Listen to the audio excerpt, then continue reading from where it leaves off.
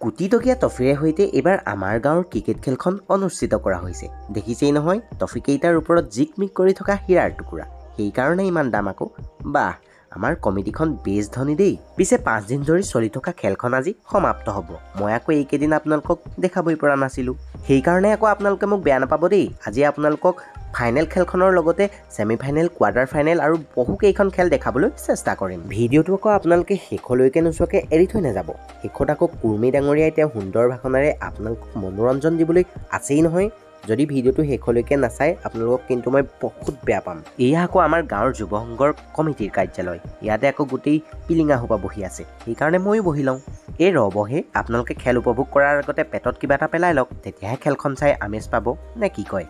বাহ, আমাৰ গাঁৱৰ টিমটো কিন্তু কম হেভি টিম নহয় দেই। ইমান হেভি প্লেয়াৰৰ লগত খেলি ছেমিফাইনেল পাই গ'ল। ব'লক ব'লক আমাৰ গাঁৱৰ টিমটোক অকণমান উৎসাহ দিওঁ, নে কি কয়?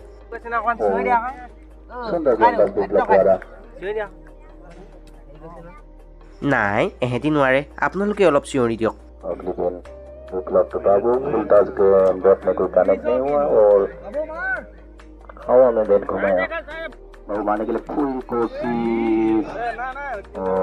और इसी के साथ साथ हमारे टीम को भी सेमीफाइनल में हार का सामना करना पड़ा। कोई बात नहीं, अगले साल फिर से कोशिश करना। कहते हैं ना, हार के जितने वाले को ही सिकंदर कहता है, নে কি কয় বন্ধুসকল? তাৰ পাছতে চূড়ান্ত খেলখনি অনুষ্ঠিত কৰিবৰ কাৰণে পৰিচালক মহোদয়ে টছ কৰিলে।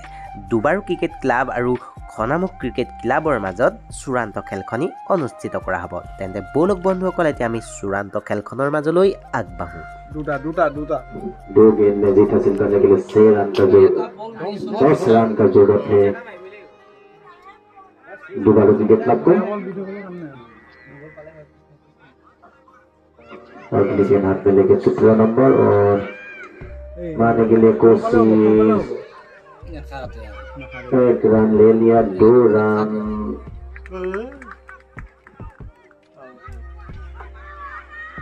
दो रन पूरी किया।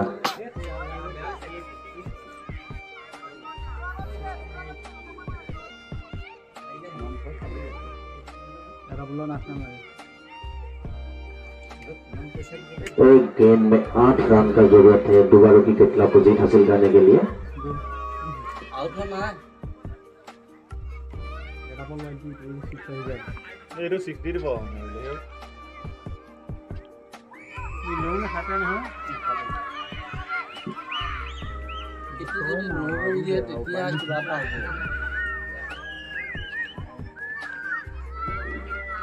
आखिरी ओवर का आखिरी गेंद हाथ में लेके 17 और मारने के लिए कोशिश,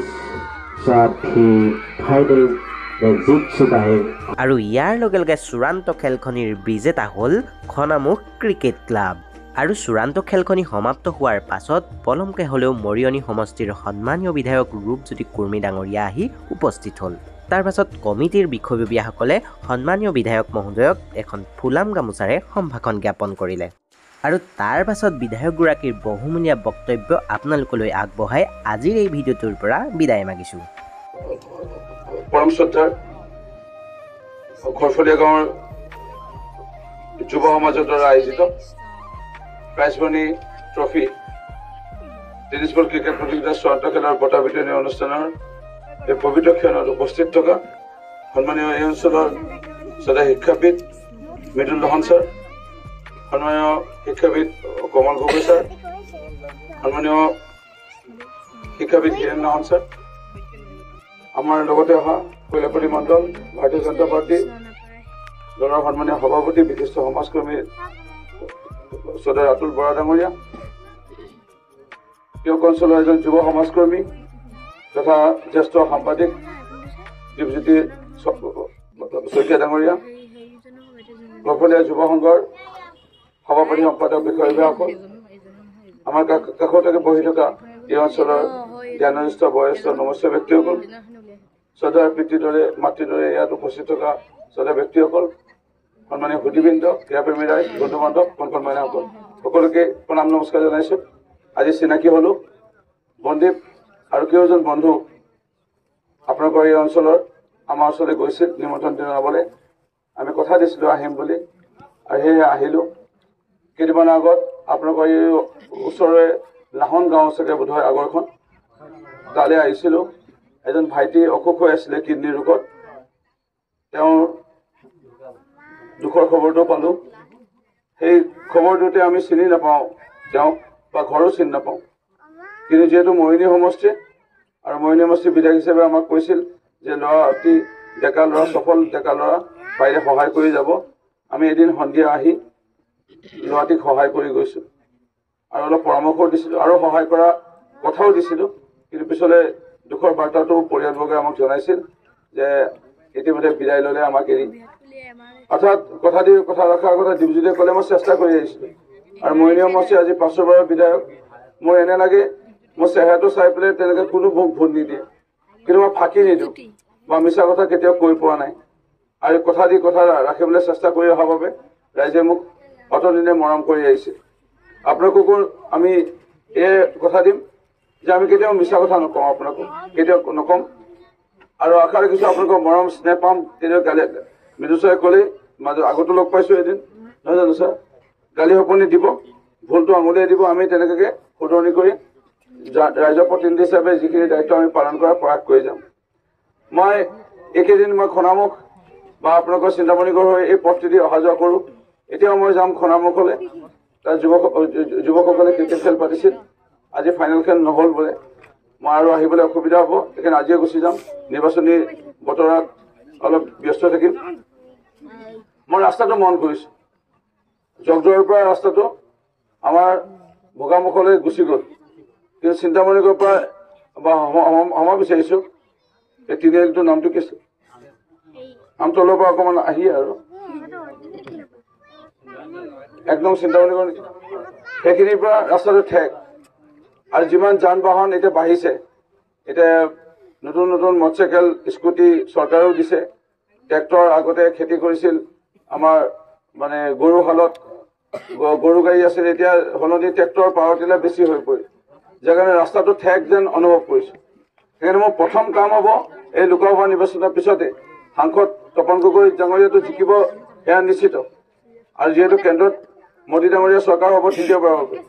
মুখ্যমন্ত্ৰী ডক্টৰ হেমন্ত বিশ্ব শৰ্মা ডাঙৰীয়া এজন দক্ষ মুখ্যমন্ত্ৰী সৌভাগ্যক্ৰমে অসমে পাইছে আমি পাইছোঁ তেখেত আকৌ 2 বছৰ 2.5 বছৰ মুখ্যমন্ত্ৰী হৈ আছে মইতো বিধায়ক হৈ আছোঁ এটা অন্য সাংসদকতো অন্য পাৰ্টীক জিকাই লাভ নাই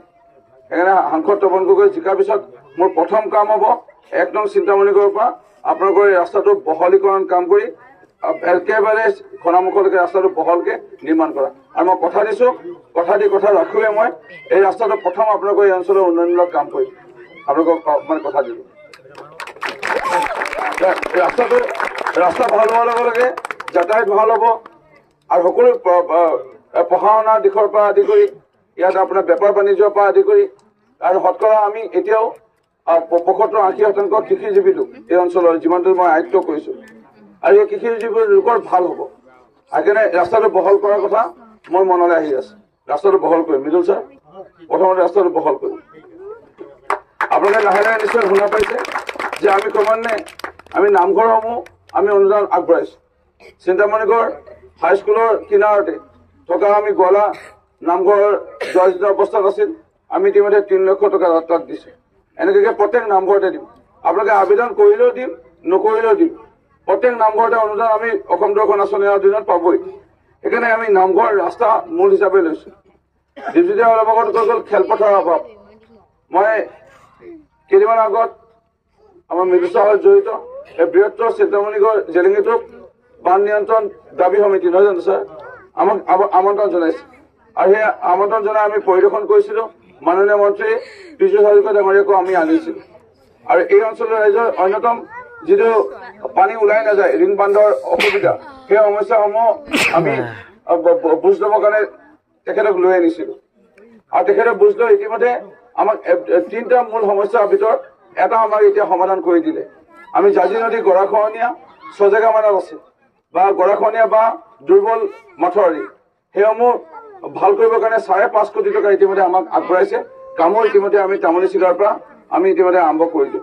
ইয়াৰ লগতে আমি দ্বিতীয়তে কৈছিলোঁ যে আমাক মথাউৰি ৰাস্তা লাগে একেবাৰে জাঁজি নৈ সময় বিচাৰিছোঁ জাঁজি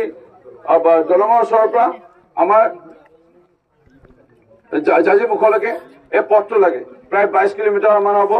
এই পথটো লাগে সেই পথৰো ইতিমধ্যে খচৰা প্ৰস্তুত হৈ আছে আমি আশা ৰাখিছোঁ সেয়া হ'ব দ্বিতীয়তে আমাৰ কেইদিনমান আগত আমি সাক্ষাৎ কৰিছিলোঁ আমাৰ কাৰ্যকৰ্তাসকলক আৰু বিশেষকৈ দাবী সমিতিৰ যি অনুৰোধ যে পানীটো ওলাই যোৱাৰ বাবে ৰিং বান্ধৰ জেগাত নতুন ৰিং বান্ধ নিৰ্মাণ কৰা বা ৰিং বান্ধটো উন্নতিকৰণ কৰা বা এইটো বহলকৈ নিৰ্মাণ কৰা বা যদি ক'ৰবাত প্ৰয়োজন আছে খণ্ডন কৰাৰ এয়াও আমাক ইতিমধ্যে মন্ত্ৰী মহোদয়ে আমাক সেউজ সংকেত দিছে সেয়াও কৰিম বুলি সেইকাৰণে আমি আশাবাদী আমাৰ সেই সমস্যাও দূৰ হ'ব থাকিল কথা খেলপথাৰ চৰকাৰী মাটি নিশ্চয় এই অঞ্চলত আছে আৰু জুই মাটিত ইতিমধ্যে আপোনালোকে ৰাইজে সংৰক্ষণ কৰি ৰাখিছে বা সুৰক্ষিত কৰি ৰাখিছে আৰু সেই মাটিতে আমি খেলপথাৰ কথা চিন্তা কৰিছোঁ মই নিজে যিহেতু মৰিনী ক্ৰীড়া সভাপতি আৰু এতিয়া মই ফুটবল খেলোঁ মোৰ বয়স কিমান হ'ব পাৰে বাৰু কোনোবাই ক'ব পাৰিব নেকি চুলিজাৰী পকিল কিন্তু ইমানো বেছি হোৱা নাই বেছি 50 বুলি কৈ দিব মনটো বেয়া লাগিব কিমান হৈছে বাৰু 47ত বৰ ভৰি দিছে কিন্তু এতিয়া মই ফুটবল খেলোঁ ক্ৰিকেট খেলোঁ মোৰ চাগে আপোনালোকে শুনা পাইছে নে নাজানো যাকে নহওক আমি খেলৰ ল'ৰা হিচাপে মই অনুভৱ কৰোঁ আৰু মই নিজে যেতিয়া আহিছিলোঁ জেলেঙা দ্বীপৰ মথৰিলে তেতিয়া মই দেখা পাইছিলোঁ ল'ৰাবোৰ ৰবৰ টায়াৰ বান্ধি ইয়াত ৰছী লগাই দৌৰি আছে মই যেতিয়া তেওঁলোকক গাড়ী পৰা আমি সুধিছিলোঁ তেওঁলোকে দৌৰি আছে বোলে আমাৰ ইয়াত বহুত আৰ্মি CRP বা CISFত চাকৰি লাভ কৰিছে আমিও তাৰ কাৰণে প্ৰস্তুতি বোলে ইয়াত কৰি আছা যে বোলে ইয়াত কৰি আছোঁ যান বাহন এতিয়া নাই চলাৰ কাৰণে পাৰিছোঁ কৰিবলৈ কিন্তু মথাউৰিটো পুৰা সম্পূৰ্ণ হৈ গ'লেতো যান বাহন আহিব আমাৰ খেলপথাৰৰ অভাৱ সেই কথা দাবী সমিতিও কৈছে সেই কথা কেইদিনমান আগত দীপজ্যোতি আমি একেলগত আছিলোঁ তেতিয়াও আমি পাইছোঁ আজি আপোনালোকে আকৌ ক'লে যে খেলপথাৰটো মোৰ অন্যতম প্ৰাধান্য থাকিব ৰাস্তা আৰু খেলপথাৰ লাহে লাহেতো বাকীবোৰ সমস্যা দূৰ কৰিবই লাগিব সেইখিনি কৰি যাম আজি আৰু দীঘলীয়া বক্তব্য নাৰাখোঁ মোৰ মোবাইল নম্বৰ হোৱাটছএপ নম্বৰ বন্দীবৰ ওচৰত আছে লৈ ল'ব বা আমাৰ দীপজ্যোতিক লৈ ল'ব কেতিয়াবা তুলনি বিয়া জন্মদিন হ'লে মাতিব ন খাবলৈ মাতিব আহিম বেছি নাখাওঁ পেটটো ইমান নাই দেখিছে ন এক্সাৰচাইজো কৰোঁ সেইকাৰণে আহিম বেছি নাখাওঁ তাকৰকৈ খাম মাতিব যোগাযোগ ৰাখিব আৰু আমাৰ ঘৰলৈ পাৰিলে ইয়াৰ পৰা দূৰত্ব হয় কাৰণে নাযাব মই নাযাবলৈ এইটো কাৰণে কৈছোঁ আজিকালি হোৱাটছএপতে আপোনালোকে চিঠি দিব পাৰে তেনেকৈ দি দিব মই বন্দিব গৈছিলোঁ নোহোৱাহেঁতেনো হ'লহেঁতেন মোক হোৱাটছএপত চিঠি দি দিলেও বা নিমন্ত্ৰণ দি দিলে মই তেনেকৈ আহি যাম যোগাযোগ ৰাখিব আপোনালোকলৈ বহুত বহুত ধন্যবাদ থাকিল অলপ সময় অপেক্ষা কৰিব লগা হ'ল মই এই দুই এষাৰ ক'লোঁ আৰু মন আছিল যদিও দীঘলীয়াকৈ বক্তব্য ৰাখিবলৈ খনামুখৰ যিহেতু ক্ৰিকেট খেলৰ সমাপ্তি পৰিল তাত নামঘৰত ৰাইজ বা যুৱ সংঘই নামঘৰত আমাৰ কাৰণে অপেক্ষা কৰি আছে তালৈ যাবগৈ লাগিব মই এই দুই এষাৰ কৈ সকলোকে শ্ৰদ্ধা জনাই মোৰ বক্তব্য সামৰিছোঁ ধন্যবাদ নমস্কাৰ